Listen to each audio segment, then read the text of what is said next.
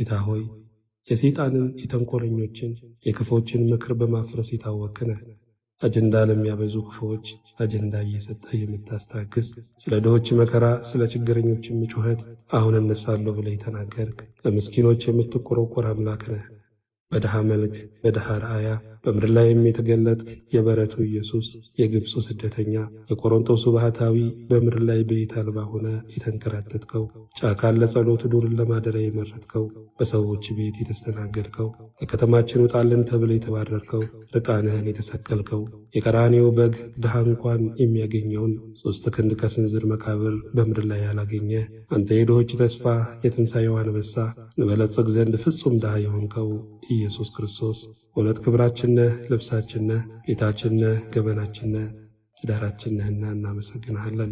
አርአያው ለፈጠረው እግዚአብሔር ሰው ያልታዘዘውን ሲሰራ ምን ሆነ? እንስሳትን መሰለ። ልብ እንደሌለው እንስሳ ሆነ ሰው። ያንን መልካችን ለመመለስ እግዚአብሔር ሰው የማያደርገውን ወራዳው የሰው ልጅ እንኳን የማያደርገውን ነገር እግዚአብሔር አደረገ። አሁን እናንተ የድሃ አለባበስ መልበስ አትፈልጉም። ቢኖራችሁ እንደ ድሃ ጎስቁላችሁ መታየት አትፈልጉም። ከድሃ ጋር እንኳን ማህበር መጠጣት ደስ ላይላችሁ ይችላል። ባለዳባም ከባለዳባ ባለካባም ከባለካባ ይላሉ ሊቃውንት። መቀመጥ እንኳን ደስ አይለንም። ምንደራጀው እንኳን አቻ ፈልገን። እግዚአብሔር የሚያስደንቀው ግን የእኛን መልክ ይዞ መምጣቱ ነው። ይሄ ነው ፍቅር የሚባለው። ዘወረደ የተባለ ከዚህ ነው። እኛ የእሱን መልክ ትተን ብንኮበልን እሱ የእኛን መልክ ይዞ መጣ። የባሪያን መልክ ይዞ መጣ ማለት እሱ ባለጸጋ ነው። ያንን እንኳን እንደ መቀማት ሳይቆጥር የባሪያን መልክ ይዞ መጣ። ባለጸጋው ድሃ ሆነ። ወደ ድህነት ተለውጦ ሳይሆን ከነ ባለጸግነቱ ድሃ ሥጋ ለብሶ ታየ። እንደ ሰው ደከመ፣ እንደ ሰው ተራበ፣ እንደ ሰው ወጣ ወረደ፣ እንደ ሰው እያወቀ ጠየቀ፣ እንደ ሰው ተቸገረ፣ እንደ ሰው ጾመ፣ እንደ ሰው ጠማ፣ ውሃ ለመነ፣ እርቦት ከዛፍ ፍሬ ፈልጎ ሄደ፣ እንደማያውቅ ሰው ጠየቀ፣ በጠባብ ብረት ባጭር ቁመት ተመላለሰ፣ እናቱን ዘይኝ እያለ ለመነ፣ ውሃ ጠጣ፣ ተቸነከረ። ፍቅር ማለት እንደዚህ ነው። ማን ይህንን ያደርጋል? በድህነታችን መጥቶ ወደ ባለጸግነቱ ከፍ አደረገን ማለት። በውርደታችን መጥቶ ወራዶችን በትህትናው ከፍ አደረጋቸው። ውርደታችን ገንዞ ተመልከቱ። የእኛን ውርደት ተቀበለ፣ የእሱን ክብር ሰጠን። የእኛን ሞት ተቀበለ፣ የእሱን ሕይወት ሰጠን። የእኛን ሕማም ተቀበለ፣ የእሱን ትንሣኤ ሰጠን። ሞቱን በሞቱ አጠፋልን። መራቆታችን በመራቆቱ አጠፋ። ውድቀታችን ወድቆ አጠፋ። ችንካራችን በችንካሩ ነቀለ። ሐሞት ጠጥቶ ለየኛን መራራ ሞት አስወገደልን። ይህ ነው ፍቅር የተባለው። ስለዚህ ነው ወረደ የተባለ ሰማይን ጥሎ መጥቶ ሳይሆን የፀሐይ ብርሃን ከፀሐይ ሳይነጠል እዚህ እንደደረሰ የሰው ዓይን ከዓይኑ እንዳለ ሰማይ እንደሚደርስ ትከሻ እጅ ከትከሻ ሳይቆረጥ የወደቀ እንደሚያነሳ እግዚአብሔር ወልድ ከአባቱ ሪና ሳይጎድል ሳይጨመር መጥቶ የወደቀውን አዳም ሊያነሳው መጣ። እግዚአብሔር እንደወረደ እናንተ ውረዱ። ከፍ የምትሉ በራሳችሁ የምትመኩ ሰዎች መውረድ አለባችሁ፣ ዝቅ ብላችሁ። እሱ ለባሪያዎቹ እግር አጣቢነት ቁጭ እንዳለ እናንተም ዝቅተኛውን ነገር መምረጥ አለባችሁ። እና ትሕትናና ፍቅር ያስፈልገናል። ጌታ ሆይ የሰይጣንን የተንኮለኞችን የክፎችን ምክር በማፍረስ የታወቅህ ነህ። አጀንዳ ለሚያበዙ ክፎች አጀንዳ እየሰጠ የምታስታግስ፣ ስለ ድሆች መከራ ስለ ችግረኞችም ጩኸት አሁን እነሳለሁ ብለህ የተናገርክ ለምስኪኖች የምትቆረቆር አምላክ ነህ።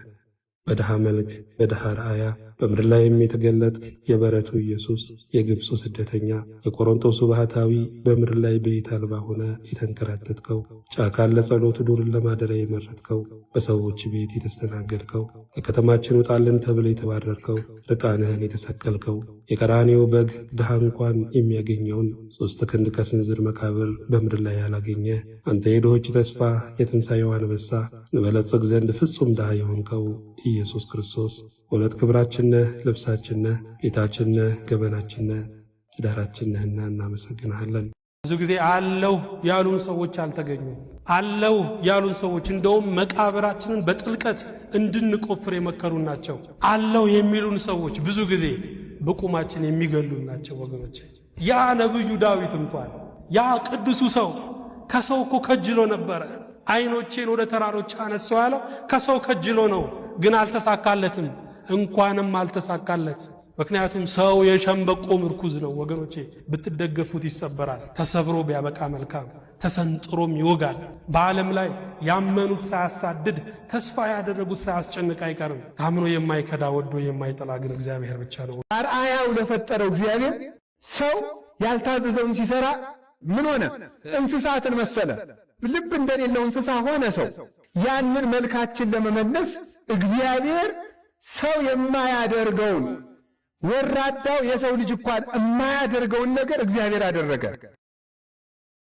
አሁን እናንተ የደሃ አለባበስ መልበስ አትፈልጉም። ቢኖራችሁ እንደ ደሃ ጎስቁላችሁ መታየት አትፈልጉም። ከደሃ ጋር እንኳን ማህበር መጠጣት ደስ ላይላችሁ ይችላል። ባለዳባም ከባለዳባ ባለካባም ከባለካባ ይላሉ ሊቃውንት። መቀመጥ እንኳን ደስ አይለንም። ምንደራጀው እንኳን አቻ ፈልገን። እግዚአብሔር የሚያስደንቀው ግን የእኛን መልክ ይዞ መምጣቱ ነው። ይሄ ነው ፍቅር የሚባለው። ዘወረደ የተባለ ከዚህ ነው። እኛ የእሱን መልክ ትተን ብንኮበልን እሱ የእኛን መልክ ይዞ መጣ። የባሪያን መልክ ይዞ መጣ ማለት እሱ ባለጸጋ ነው። ያንን እንኳን እንደ መቀማት ሳይቆጥር የባሪያን መልክ ይዞ መጣ። ባለጸጋው ድሃ ሆነ።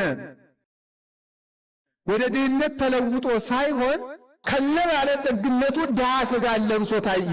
እንደ ሰው ደከመ፣ እንደ ሰው ተራበ፣ እንደ ሰው ወጣ ወረደ፣ እንደ ሰው እያወቀ ጠየቀ፣ እንደ ሰው ተቸገረ፣ እንደ ሰው ጾመ፣ እንደ ሰው ጠማ፣ ውሃ ለመነ፣ ርቦት ከዛፍ ፍሬ ፈልጎ ሄደ፣ እንደማያውቅ ሰው ጠየቀ፣ በጠባብ ደረት ባጭር ቁመት ተመላለሰ፣ እናቱን ዘይኝ እያለ ለመነ፣ ውሃ ጠጣ፣ ተቸነከረ። ፍቅር ማለት እንደዚህ ነው። ማን ይህንን ያደርጋል? በድህነታችን መጥቶ ወደ ባለጸግነቱ ከፍ አደረገን ማለት። በውርደታችን መጥቶ ወራዶችን በትህትናው ከፍ አደረጋቸው።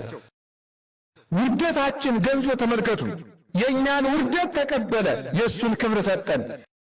የእኛን ሞት ተቀበለ፣ የእሱን ሕይወት ሰጠን።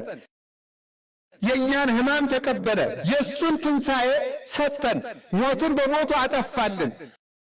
መራቆታችን በመራቆቱ አጠፋ። ውድቀታችን ወድቆ አጠፋ። ችንካራችን በችንካሩ ነቀለ። ሐሞት ጠጥቶ ለየኛን መራራ ሞት አስወገደልን።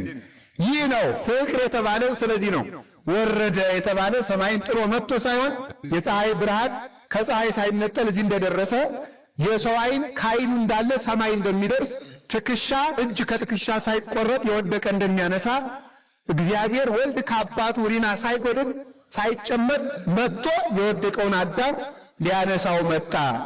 እግዚአብሔር እንደወረደ እናንተም ውረዱ። ከፍ የምትሉ በራሳችሁ የምትመኩ ሰዎች መውረድ አለባችሁ፣ ዝቅ ብላችሁ። እሱ ለባሪያዎቹ እግር አጣቢነት ቁጭ እንዳለ እናንተም ዝቅተኛውን ነገር መምረጥ አለባችሁ። እና ትሕትናና ፍቅር ያስፈልገናል። ቅዱስ እግዚአብሔር ሆይ ፀሐይ ትጠልቃለች፣ ያንተ እውነት ግን ለዘላለም ይኖራል። መቅረዝም ይጠፋል፣ ያንተ አለኝታነት ግን እንዳለ ይኖራል። መንገድም ይሰበራል፣ ያንተ መንገድነት ግን መታጠፍ ሳያገኘው ጸንቶ ይኖራል። አንተ የጽድቅ ፀሐይ ነህ፣ አንተ የእውነት መቅረዝ ነህ፣ አንተ የማታሳስተው መንገዳችን ነህ። በእውነት ምስጋና ለአንተ ይሁን። በዚህ ዓለም ላይ ያላንተ ማናለኝ፣ ያላንቺ ማናለኝ የሚሉ ድምጾች በዝተዋል። ነገር ግን ልብ አድርጉ፣ አለኝታ አንድ ነገር ይፈልጋል። እሱም ምንድነው ካለን ቋሚ አድራሻ ይፈልጋል። ዓለማችንን ካየናት በየጊዜው በለውጥ ሂደት ውስጥ ነው ያለችው። ዓለም ስትለወጥ ደግሞ ብቻዋን አትለወጥም፣ ነዋሪዎቿንም አብራ ትለውጣለች። ስለዚህ አለኝ የምንለው መልካሙ ሰው ክፉ ሆኖ ሊሆን ይችላል። አለኝ የምንለው ደጉ ሰው ጨካኝ ሊሆን ይችላል። አለኝ የምንለው ሰው ምናልባት በሞትም ተጠርቶ ሊሆን ይችላል ወገኖቼ። ስለዚህ አለኝ የምንለው ማን ነው? ላለኝታስ ጫንቃው ትከሻው የሰፋ ማን ነው? ሁል ጊዜ በስፍራውና በአድራሻው የሚገኝ ማን ነው ወገኖቼ? ዓይኖቼን ወደ ተራሮች አነሳው አለ ዳዊት። አለኝታን ፈልገው፣ አለኝታ ግን ሁል ጊዜ ወገኖቼ በስፍራውና ባድራሻው የሚገኝ እግዚአብሔር ብቻ ነው። ስሙ የተመሰገነ ይሁን።